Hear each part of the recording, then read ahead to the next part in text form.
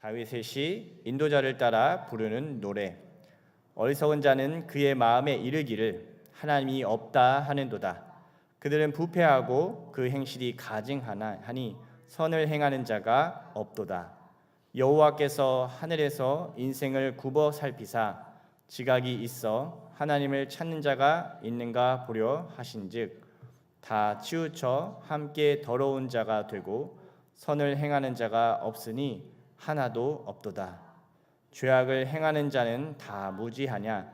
그들이 떡 먹듯이 내 백성을 먹으면서 여호와를 부르지 아니하는도다. 그러나 거기서 그들은 두려워하였으니 하나님이 의인의 세대에 계심이로다. 너희가 가난한 자의 계획을 부끄럽게 하나 오직 여호와는 그의 피난처가 되시도다. 이스라엘의 구원이 시온에서 나오기를 원하도다. 여호와께서 그의 백성을 포로된 곳에서 돌이키실 때에 야곱이 즐거워하고 이스라엘이 기뻐하리로다. 아멘. 네, 오늘 시편에서는 이 어리석은 자에 대한 내용이 나옵니다. 여러분, 어리석다는 것이 무엇일까요? 네, 어리숙하다 이런 의미가 있는데요. 어리석다고 하면 좀 이렇게 아까 말씀드린 대로 어리숙하거나 정신적으로 미성숙하거나 아니면 좀 머리가 나쁜 사람을 떠올리기가 쉽습니다. 그러나 오늘 우리가 함께 읽은 이 시편에서 이 어리석은 사람은 이 원어로 보면 여러 가지 어리석다는 의미가 있겠지만 여기서는 이제 이 원어로 보면 어리석다가 이 나발입니다. 여러분 혹시 나발 들어보셨습니까? 네, 성경을 많이 읽어보신 분들이라면 이 나발이라고 하면 한 인물이 떠올리게 될 텐데요. 그 인물이 바로 이 아비가일의 남편인 나발입니다.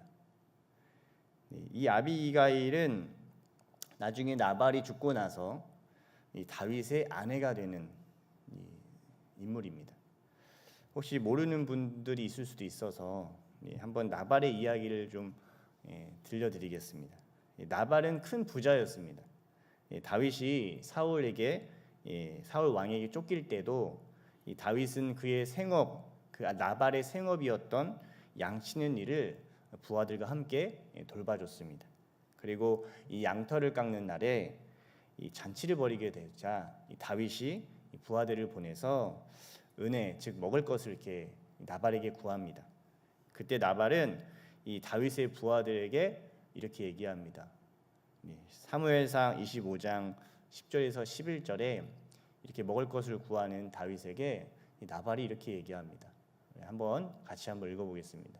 시작. 나발이 다윗의 사환들에게 대답하여 이르되 다윗은 누구며 이새의 아들은 누구냐? 요즘에 각기 주인에게서 억지로 떠나는 종이 많도다. 내가 어찌 내 떡과 물과 내 양털 깎는 자를 위하여 잡은 고기를 가져다가 어디서 왔는지도 알지 못하는 자들에게 주겠느냐 한지라. 이렇게 다윗을 폄하하고 내가 어떻게 그 먹을 것을 주겠느냐라고 얘기를 하니까요. 다윗이 칼을 차고 나발을 치려고 오게 됩니다. 이 소식을 들은 이 나발의 아내였던 이 아비가일은 떡과 곡식과 또 포도주와 무화과 뭉치 이런 것들을 가지고 다윗을 찾아갑니다. 그리고 다윗은 이 아비가일의 찾아온 이 지혜를 보고 나서 나발을 죽이려는 이 계획을 내려놓고 다시 돌아가게 됩니다. 이후 아비가일은 나발에게 이 모든 일을 알게 하고 그는 낙담해서 돌처럼 몸이 굳어서 죽게 됩니다. 그래서 이 어리석음에 대해서 우리가 좀 생각해 볼 때 이 나발을 보면서 우리가 몇 가지 특징을 알 수가 있습니다. 이 어리석다는 것은 첫 번째로는 듣지 않는다는 것을 얘기합니다. 다윗과 사울의 관계는 사실 온 이스라엘이 알고 있는 것이었습니다. 다윗이 누구고 이새의 아들이 누구냐 이렇게 반문했던 이 나발은 사실은 실상을 모르는 자였던 것입니다. 어느 정권이 지금 뜨고 있는지도 모르는 이런 감각이 없었다는 것을 얘기합니다. 제가 안에 어떤 이제 함께 그 공부했던 동기 목사님 중에 한 분이 계속 저는 이런 얘기를 하신 적이 있어요. 믿음, 소망, 사랑 중에 제일 필요한 것은 센스다. 예. 그때 당시에는 무슨 센스인가라고 했는데 사실 일을 하고 관계를 하면서 제가 느끼는 것은 무엇이냐면 정말 필요한 게 센스구나라는 생각을 해봅니다. 그런데 센스는 어떻게 여러분 생기게 될까요? 뭐 선천적으로 타고나는 걸까요? 물론 그런 영역도 있을 수 있겠지만 사실은 이런 센스는 먼저 듣고 보는 데서 시작이 됩니다. 상대방이 물을 먹고 싶어하는 모습을 봐야지 물을 떠줄 수 있는 센스가 생기고, 지난번에 했던 얘기를 잘 기억해두고 염두에 둬야지 그것을 물어볼 수 있는 센스가 생깁니다. 무엇 때문에 파악하는 것, 이것은 사실 잘 들었을 때 누릴 수 있다는 것이죠. 사람이 사람을 좋아하거나 싫어할 때요, 대부분 겉으로 드러나는 것은요, 말로는 표현할 수 없습니다. 제 아내랑 결혼하면서 제가 많이 들었던 말 중에 하나가 그거였습니다. 이걸 꼭 말로 해야 돼? 라는 말이었어요. 지금 돌이켜 보면 제가 아내의 이야기나 아내가 그동안 해서 이야기의 맥락을 파악하지 않고 내 안에 너무나도 내가 갇혀 있어서 말을 해야 될 때까지 못 알아차릴 때가 많았다는 것을 깨닫습니다. 이걸 꼭 말을 해야 돼요 라고 했을 때는요, 이미 나에게 관심이 없다는 확인에 지나치지 않기 때문이죠. 아이를 낳은 부모들은 또 알게 됩니다. 아이가 어릴 때 먹을 것이 필요한지, 아기가 태어나면 그 아이는 뭐밖에 할 수 없냐면 우는 것밖에 할 수 없잖아요. 그러니까 이 아이를 뭐 때문에 우는지를 계속 점검해야 됩니다. 배고파서 우는지, 아니면 기저귀가 필요한 건지, 아니면 달래주라는 건지, 뭐 얘기를 해달라는 건지 계속. 근데 이거가요 그냥 바로 알려지는 게 아니에요. 막 어디 뭐 부모 스쿨 이런 데 간다고 해서 뭐 기저귀 가는 법 이런 거 아무리 배운다고 해서 아는 게 아니에요. 계속 관계하면서 센서를 갖게 되는 것이죠. 그래서 센서는 바로 장착되는 경우는 거의 없습니다. 다만 좀 더 많은 것들에 대한 경험이 있으면 좀 쉽게 알아들을 수 있는 가능성들은 생기게 되죠. 그래서 센스가 민감해지려면요, 사랑하는 것밖에 없습니다. 그러나 이 어리석은 사람은 들을 수 없기 때문에, 사랑하지 않았기 때문에 듣지 않았고, 그렇기 때문에 그것을 깨닫지를 못하게 된다는 것입니다. 두 번째는요, 어리석은 자는요, 이 교만한 자입니다. 교만한 자. 이 사무엘상에 이 나발에 대한 평가가 이렇게 적혀져 있어요. 이 사무엘상 25장 3절에요. 이 나발을 이렇게 평가를 하고 있습니다. 아비가일 아내의 평가와 대비돼서 나오는데요. 3절 말씀을 한번 보겠습니다. 우리 한번 읽어볼까요? 시작. 그 사람의 이름은 나발이요 그의 아내의 이름은 아비가일이라. 그 여자는 총명하고 용모가 아름다우나 남자는 완고하고 행실이 악하며 그는 갈렙 족속이었더라. 이 완고하다는 것을 원어로 보면요, 고집이 세고 단단하다라는 것입니다. 단지 다른 사람보다 나를 그냥 좀 이렇게 더 낮게 여기는 정도를 얘기하는 것이 아닙니다. 나를 절대 어떤 경우에도 바꾸지 않겠다라고 선언하는 사람입니다. 이것을 동일한 원어를 사용한 것이 신명기에 나옵니다. 이 완고하다는 것을 이 신명기 10장 16절에는요 이렇게 표현을 하고 있어요. 그러므로 너희는 마음에 헬례를 행하고 다시는 목을 곧게 하지 마라. 하나님이 이스라엘 백성을 향해서 너희의 목을 곧게 하지 말라 할 때 이 곧게 하다는 것이 바로 이 완고한 것과 동일한 단어를 쓰게 됩니다. 목을 곧게 하지 말라는 것. 여러분, 강한 태풍이 불 때요, 아주 튼튼한 나무가 살아남을까요? 아니면 갈대가 살아남을까요? 흔들리는 갈대가 엄청난 바람이 있는 태풍 앞에는 살아남기가 오히려 쉽습니다. 방향을 이야기하고 큰 소리를 이야기하고 누구나 다 알 정도로 자기만 딱 우두커니 있는 사람은요, 그냥 그 자리에 심판이 임할 수도 있다는 것을 얘기하고 있습니다. 소통하지 않기 때문에, 감각이 없기 때문에 고통스럽게 됩니다. 그리고 자신의 잘못이 드러나게 될 때 이 교만은 이 끝을 향해 갑니다. 보통 자신이 잘못을 하게 되면 제일 좋은 것은 회개하고 돌이키고 엎드리는 데 있습니다.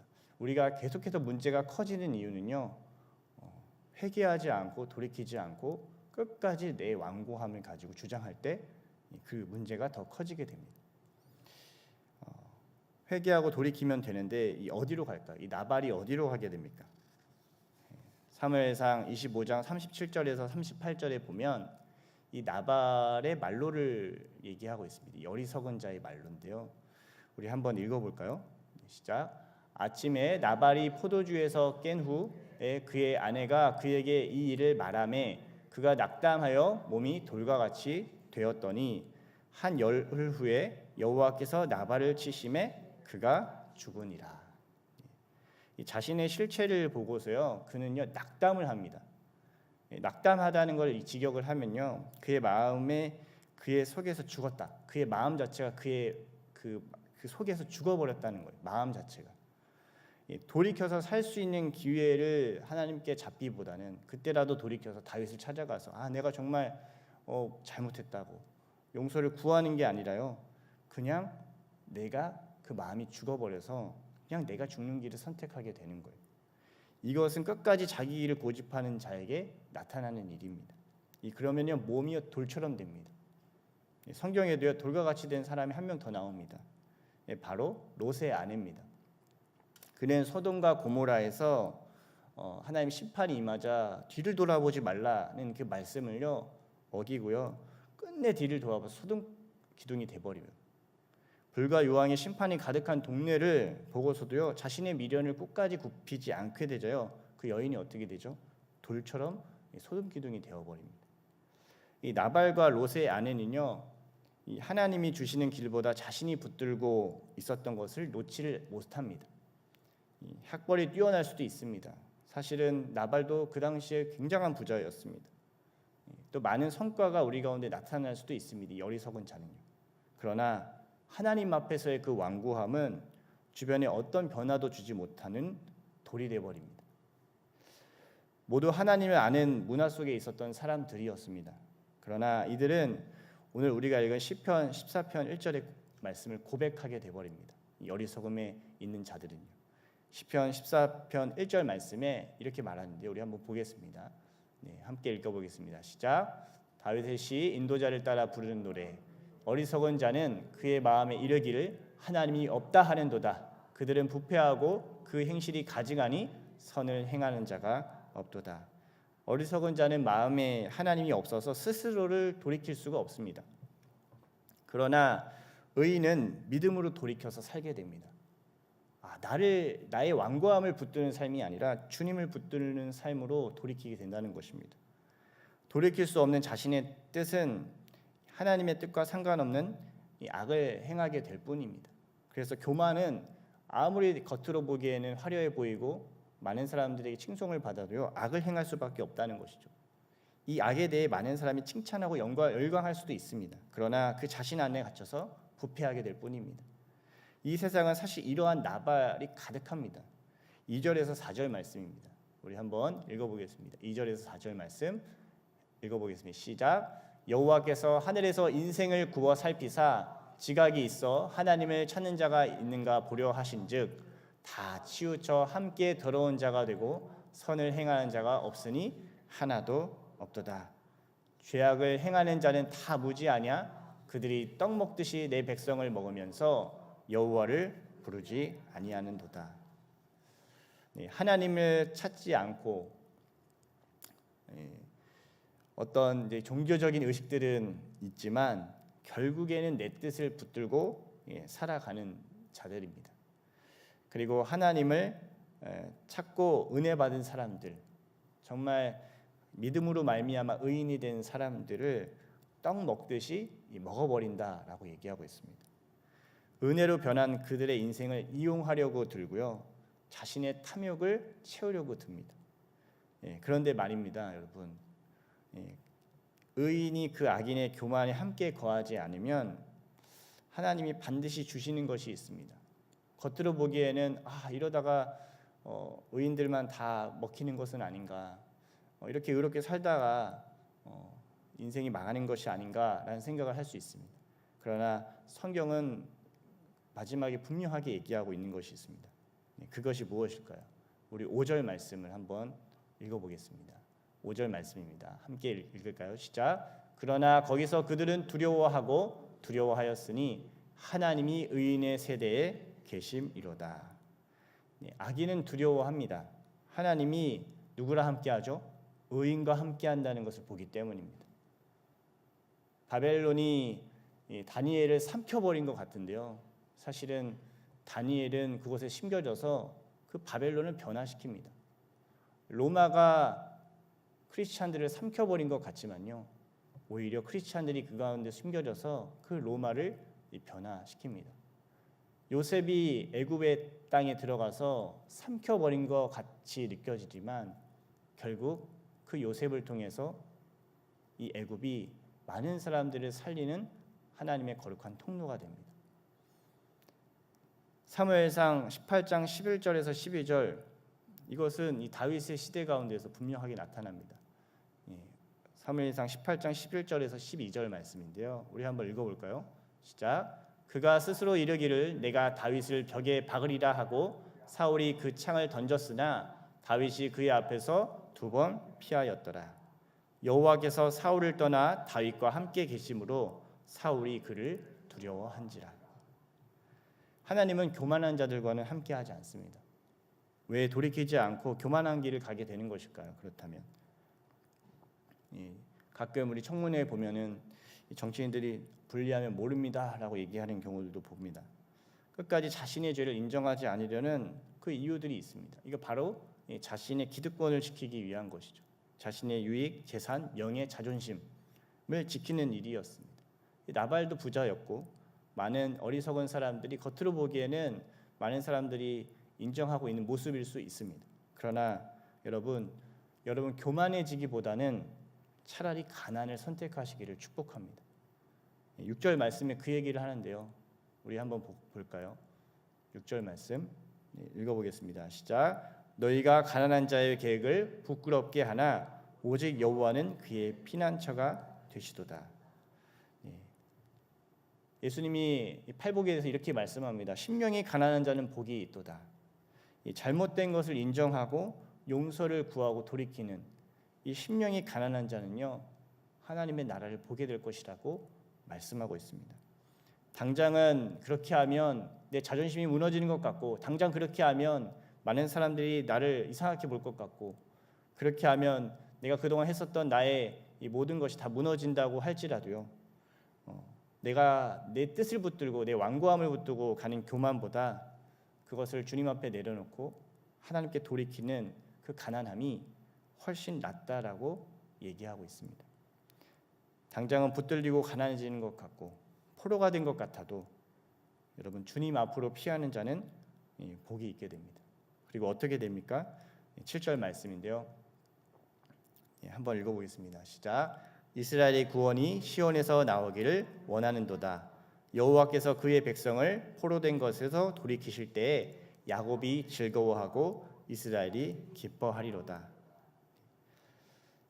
모든 구원은 바로 하나님 여호와 하나님으로부터 나옵니다. 이렇게 돌이킨 자의 심령에는요, 하나님의 구원이 임하고 또 기쁨과 즐거움이 그의 인생 가운데 가득합니다. 형편과 상황이 그냥 갑자기 바뀌는 그런 나아짐이 아닙니다. 심령이요, 기쁨이 넘쳐나는 것이.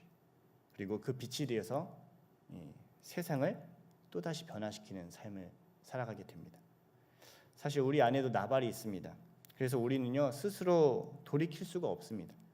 하나님께서는 예수 그리스도를 보내셔서 돌 같은 우리의 이 마음을 부드럽게 하시고 다시 살려주셨습니다. 성령께서 우리의 이 굳은 마음을 부드럽게 하실 때요, 우리는 하나님께 돌아올 수가 있습니다.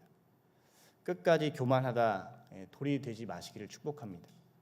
돌이켜서 빛과 소금으로 여러분 이 시대를 변화시키는 인생이 되시기를 축복합니다. 나발은 끝까지 고집하다 정말 돌이 됐습니다. 그러나 하나님은 오늘도 우리에게 돌이키라 그러고 말씀하십니다.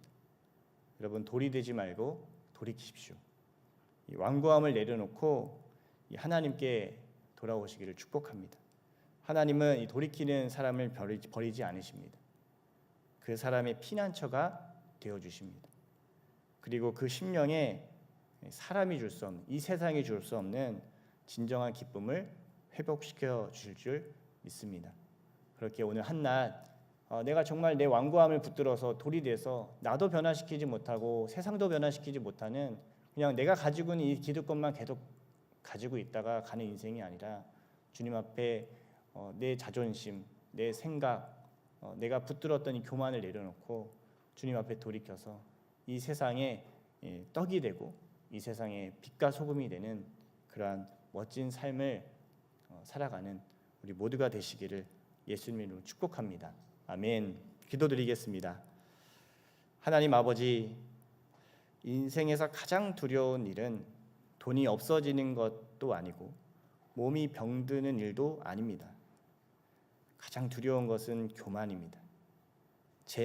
내 마음과 뜻과 생각을 붙들고 하나님을 외면하고 그것만 붙들었던 것 주님 앞에 회개합니다. 나의 유익을 얻기 위해 오만한 자리, 이 악한 꾀를 내려놓게 하여 주시고 돌이켜 살게 하셔서 주님이 오직 나의 피난처요 요새이심을 기쁨으로 경험하고 누리게 하여 주옵소서. 예수님의 이름으로 기도드립니다. 아멘. 우리 오늘도 세 가지 중보 기도를 부탁을 드리고 또 각자의 기도 제목 가지고 기도하시면 좋겠습니다. 첫 번째는요, 오늘 들은 말씀을 생각하면서 여러분 기도하시기를 바랍니다. 이 완고한 마음을 내려놓게 하시고 또 돌 같은 사람이 되는 것이 아니라 생명을 나누는 떡과 맛을 내는 소금으로 살아가게 해 주십시오.